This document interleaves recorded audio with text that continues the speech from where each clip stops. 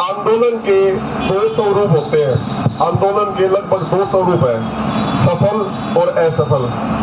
मैं 100% सुनिश्चित और विश्वास लेता हूं कि हमारा रूप सफलता की तरफ चल पड़ा है। जब भी कोई आंदोलन शुरू होता है उसकी कोई गारंटी नहीं होती कि वो सफल होगा। आप अपने वरिष्ठ साथियों से जिन्होंने संघर्ष कर रखा है उनसे आप पूछ के देख लेना, कभी भी किसी भी चीज की गारंटी और चैलेंज कोई नहीं लेता। लेकिन हमारे वाले आंदोलन की सफलता निश्चित हो चुकी है साथियों, और समय भी मैं आपको विश्वास दिलाता हूं कि अब हमारे मामले में ज्यादा समय नहीं बचा। हमने लगभग ये मान लो उस आखिरी सीढ़ी पे कदम रखने को जा रहे हैं। जो अगली मीटिंग होगी या उसके लगातार जोड़ सी भी मीटिंग होगी उसमें हम अपनी इज्जत के साथ अपने दफ्तरों में लेटेंगे साथियों। आप नए कर्मचारी साथी, मैं भी देखो एक चीज है, ये 2.5 साल के अंदर चीज ना विक्रांत की वजह से शुरू हुई, ना प्रदीप भाई साहब की वजह से शुरू हुई, ना मोहित की वजह से, ना संदीप की वजह से, ना किसी और साथी की वजह से। ये चीजें हमारी 2023 में लिखी हुई थी कि भाई एक ऐसा वर्ग जिसका 50 साल से किसी ने भी आज तक उसके ऊपर कोई भी नजर नहीं रखी, उसके ऊपर कोई भी ध्यान नहीं दिया। अच्छा आप बोल रहे थे, उसके ऊपर कभी भी किसी ने कोई नहीं ध्यान दिया। सेकंड मीटिंग के अंदर वो बोले कि FPL 2 से सीधा 6 में ले जाना पॉसिबल नहीं है। उन्होंने हमारी मांग को गलत नहीं बताया, लेकिन उन्होंने क्या कहा कि FPL 2 से सीधा FPL 6 में ले जाना पॉसिबल नहीं है।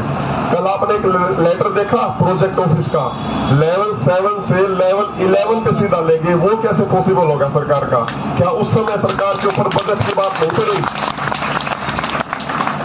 एक बात बहुत अच्छी बात है साथियों कि सरकार हमारी मांग को गलत नहीं कह रही, वो अपने ये दावे प्रस्तुत कर रही है कि हमारे पास बजट की दिक्कत है, या फिर आपकी मांग के पश्चात इतने पुलिसकर्मी जो साथी हैं उनकी हमें चीजें बढ़ानी पड़ेगी, या ग्रुप सी के अंदर जो इस स्तर के अंदर पोस्ट के अंदर है उनकी बढ़ानी पड़ेगी।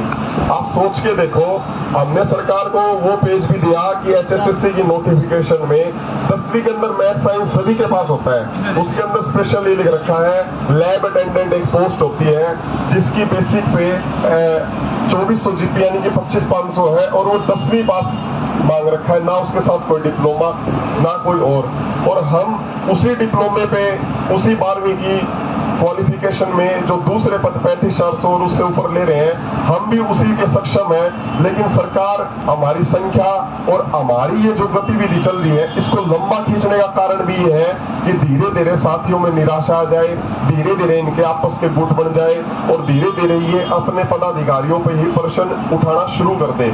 सबसे बड़ी नीति उनकी यही है, लेकिन सरकार की वो सारी की सारी नीतियां विफल होगी जब उन्होंने देखा कि नो वर्क नो पे के लेटर के पश्चात भी, धारा 144 के पश्चात भी इनका जज्बा टस से मस नहीं हुआ। और सबसे बड़ी जीत हमारी यही है साथियों कि आपने जो परिवार बनाया है इसको संभाल के रखना।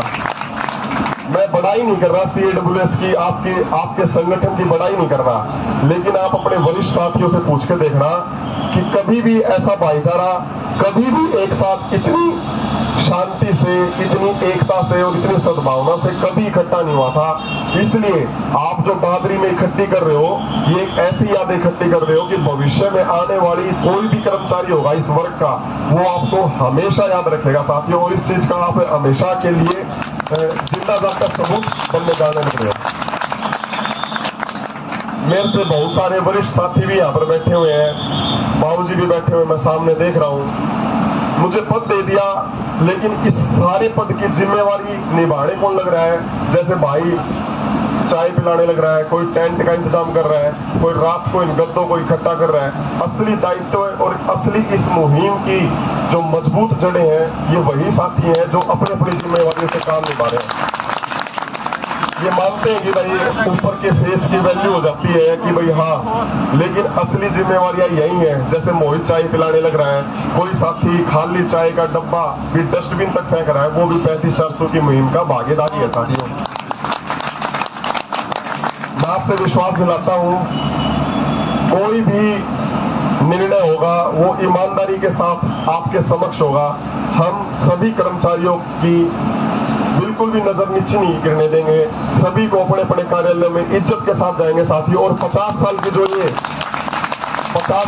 जो हमारे साथ एक रुकावट बनी हुई थी, इसको सरकाने में इसीलिए समय लग रहा है क्योंकि इतनी पुरानी बीमारी है और पुरानी बीमारी को काटने में बहुत जोर लगता है साथियों।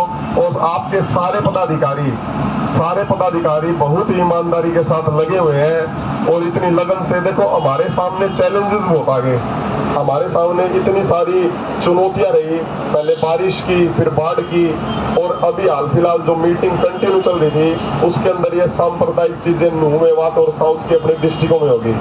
इन चीजों के कारण हमारी चीजें स्थगित होगी, वरना हम कंटिन्यू मीटिंग के दौर के अंदर आ चुके थे। और अभी भी कल परसों में मेरे को लग रहा है कि कल परसों तक मीटिंग हो जाएगी साथियों, और आपकी जीत सुनिश्चित है।